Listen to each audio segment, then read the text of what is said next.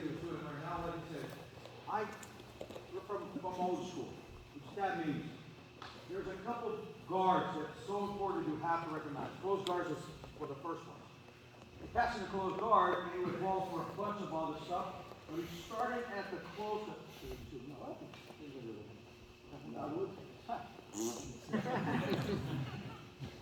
So,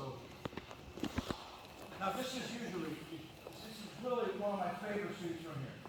I do exactly, we're from the same lineage, same school, and I do exactly the same thing he does that. But I just feel like, for me, like he says, this is very basic. The guy who already is ahead of the game, they know that the open guard, if it doesn't work this week, he's going to try to push down and pass the guard. That's from here.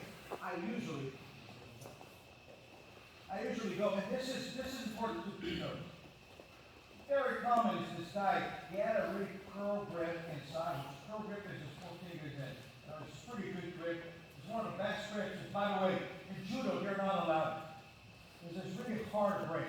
This is really one of, this is a complete different grip.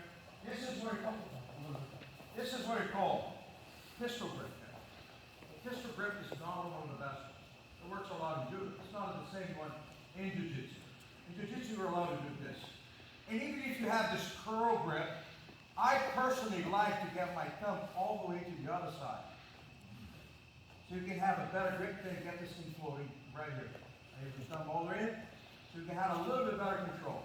Again, it's a 5 finger grip. Remember this, basic stuff like he's doing right now. If you just leave your legs, you're really skipping one of the basic principles is trying to break the posture. You start to come over here, point your toes towards you. Every time you really make this motion, you kind of break the angle, you kind of break the grip, or break his posture. But in this way here right now, he's going to keep coming. He controls it, and you feel like you try to battle in, and you can. Which, by the way, I just go over a very basic principle of this thing.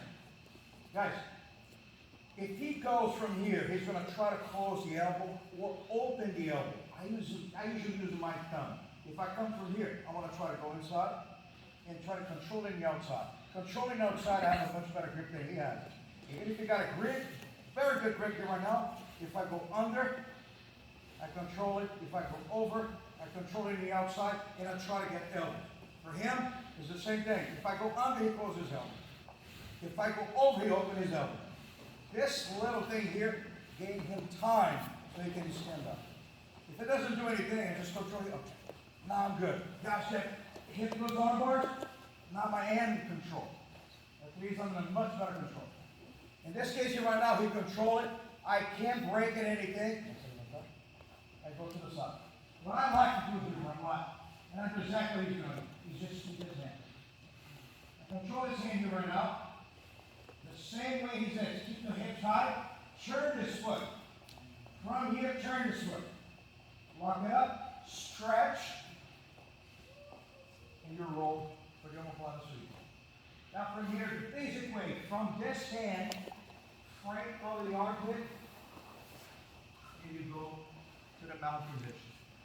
It's extremely efficient because there's not much wiggle room for him. You control the same way. When I feel that he is in control, he starts standing up,